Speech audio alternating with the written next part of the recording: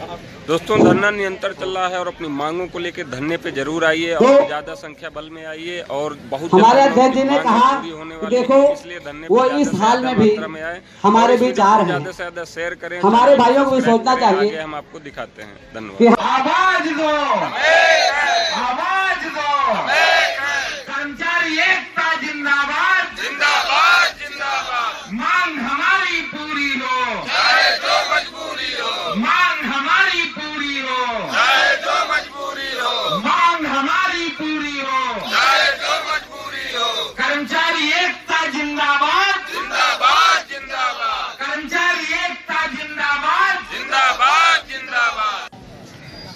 जब सैलाब संख्या बल कुछ कम दिखाई दे रहा है,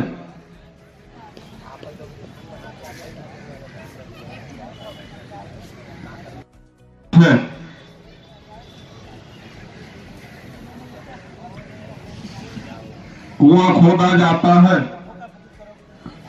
तो पानी एक दिन में नहीं निकलता है, उसको तब तक खोदा जाता है जब तक पानी नहीं निकल आता है।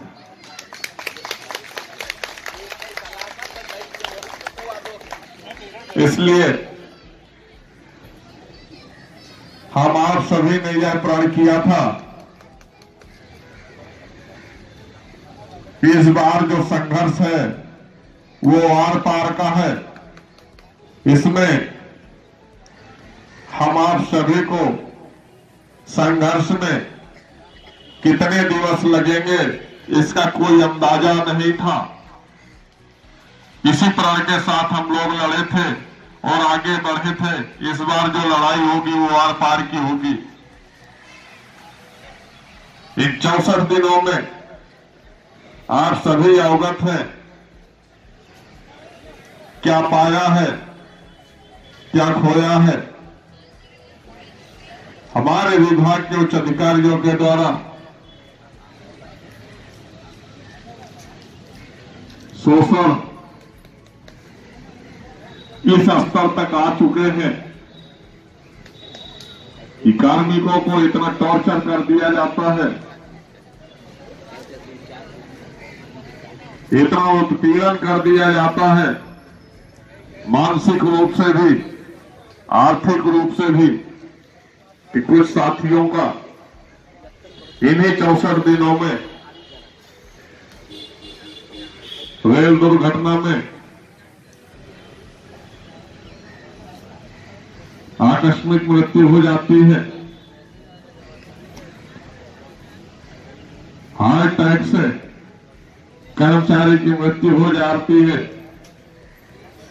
यह शोषण करना बंद कर दें और कर्मचारियों को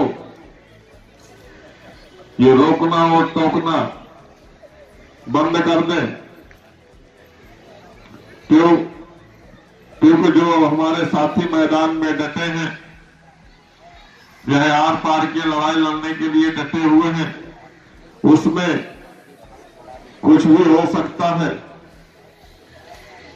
इस स्तर तक आप जा सकते हैं यदि तो कर्मचारी भी उस स्तर तक जाने के लिए बाध्य होगा।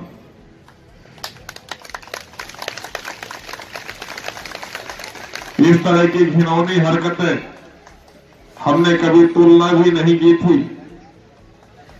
जिस ईमानदारी की लड़ाई में, अपने हक और अधिकार की लड़ाई में आत्मघाती तक हमले होंगे, इसकी कभी कल्पना नहीं की थी। आज ये क्रियाएं हो रही हैं तो कहीं न कहीं ये कौशल किशोर आदित्य के साथ नहीं हो रहा है, ये उसके साथ हो रहा है जो इन 5300 कर्मचारियों का नेतृत्व कर रहा है। उसकी आवाज को दबाने का काम किया जा रहा है, जिससे आप लोगों के हक और अधिकारों को दबाया जा सके, यह घटनाएं बहुत ही निंदनीय है, जिसमें आपके अंदर यदि आप लोगों के द्वारा ऐसा किया गया है तो परिवार को बीच में नहीं लाना चाहिए। यदि इतने ही बड़े मर्द हो तो सामने से आओ, ईंट का जवाब पत्थर से मिलेगा आपको। मेरे परिवार ने क्या बिगाड़ा है आपका?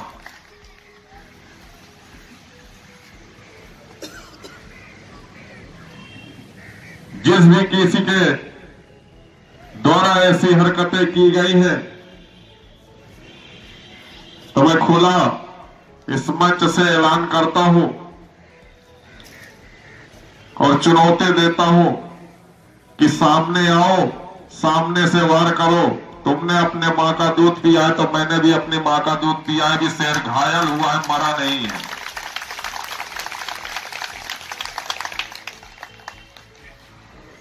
और ये संघर्ष या कारवां रुकेगा नहीं, झुकेगा नहीं, टूटेगा नहीं। तब तक ये संघर्ष जारी रहेगा जब तक हमारे मांगों पर शासनादेश निर्गत नहीं हो जाते। इसलिए मैं अपने उन प्रिय साथियों से भी कहना चाहूंगा जिनके लिए हम आगे बढ़े थे, जिनके लिए हम लड़े हैं, जिन साथियों के लिए हमारे साथ, हमारे परिवार के साथ आत्मघाती हमले हुए हैं, ये आप ही साथियों के लिए हक की आवाज को उठाने का जो हमने काम किया, इसलिए ऐसे हुए हैं। इसलिए आप सभी का भी दायित्व बनता है कि संघर्ष में हिस्सा बने। जो नहीं आते हैं मेरे साथी, उनके भी एक अधिकार, जरूरतों की आवाज को उठाने का काम किया है, तो उस हक अधिकार को लेने का प्रयास करें। आकर इस मंच पे, इस प्रांगण पे, धरना स्थली को गार्डन में अपना उपस्थिति दर्ज कराएं, अपना संख्या बल दिखाएं।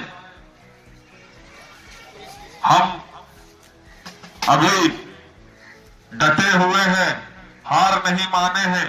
कई साथियों का हमारे पास फोन भी आया कि आदित्य जी, हो सके तो बैक हो जाओ, लेकिन अपने परिवार को इस संकट में न डालो। हमारा जवाब यही था कि यदि ऐसी स्थितियां आती हैं तो कोई बात नहीं है, लेकिन यह कारवां पीछे नहीं हटेगा। यह संघर्ष हमारा जारी रहेगा, तब तक जारी रहेगा जब तक हमारे मांगों पर शासनादेश निर्गत नहीं हो जाते। उन आश्रित परिवार के घरों में चिराग नहीं जल जाते हैं, तब तक हमारा संघर्ष जारी रहेगा। जिन परिवार की खुशियां, जो एक सदस्य होता है लाठी की तरह, वो लाठी ही टूट गई, उस परिवार के दुख दर्द को महसूस करो तो पता चलेगा कि आखिरकार मुतासिर के परिवार की स्थितियां क्या होती हैं। यह आप सभी लोगों का एक आशीर्वाद था जो हमारा परिवार सुरक्षित, और हमारे साथी रमेश चंद जी सुरक्षित हैं।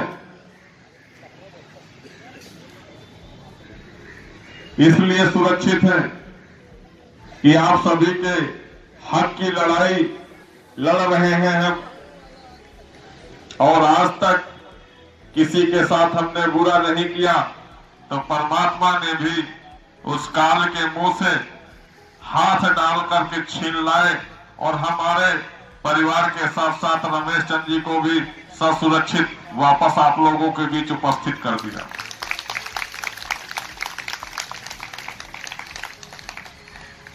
इसलिए आप लोगों का दायित्व बनता है कि समय को ध्यान में रखते हुए आप लोग उपस्थित रहिए। थोड़ा सा मुझे रिलैक्स की आवश्यकता है, लेकिन अगर आप लोग समय से इसलिए उपस्थित नहीं हो पा रहे हैं कि आदित्य खुद नहीं आ रहे हैं, 3 बजे 4 बजे आते हैं, तो मैं आप लोगों से वादा करता हूं कल से मैं 11 बजे मैं आपको इसी धरना स्थल पर मिलूंगा। लेकिन आप सभी लोग इस संघर्ष का हिस्सा बने, अपने हक अधिकारों को मनवाएं और मांगने से भी ना मिले तो उसे छीनने के लिए वो नियत तिथि माननीय मुख्यमंत्री महोदय जी के आवास पर जो जाने के लिए तय की गई है, उस तारीख में हमारे साथ पूरे संख्या बल के साथ हम माननीय मुख्यमंत्री जी के आवास पर चलेंगे या अवश्य चलेंगे।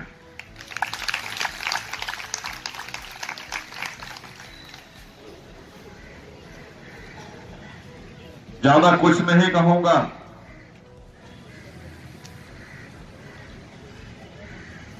अपने हक अधिकारों को जानो, लड़ो, आगे बढ़ो। जिनके द्वारा हमारे अधिकारों को दबाया जा रहा है उन पर अपनी आवाज बुलंद करो,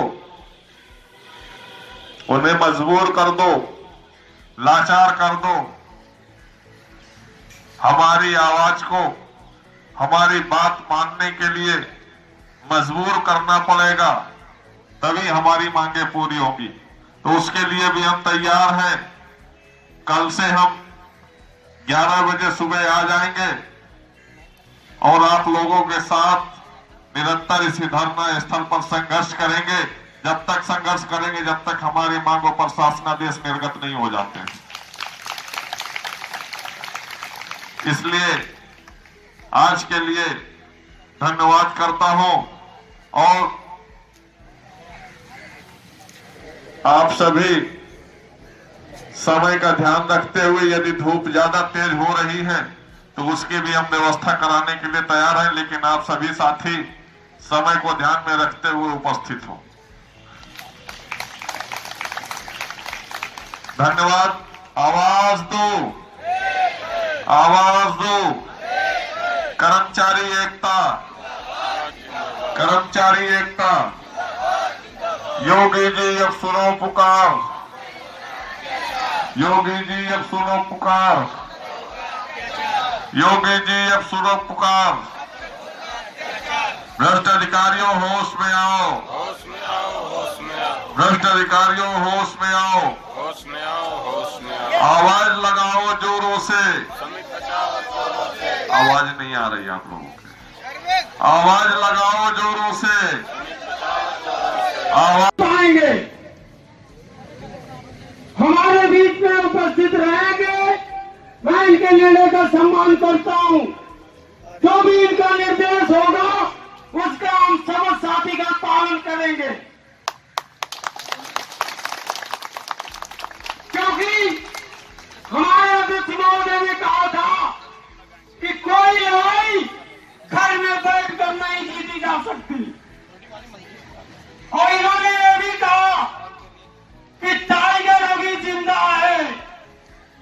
मुद्दई लोग बुरा चाहे तो क्या होता है, वही होता है जो मंजूर खुदा होता है। इसलिए हम सबकी, हमारी जो टीम है ये चाहती है अध्यक्ष महोदय हमारे बीच में उपस्थित रहे। जो भी इनकी गाइडलाइन होगी उसको हम समस्त, हमारी टीम और हमारे समस्त कर्मचारीगण उसका पालन करेंगे।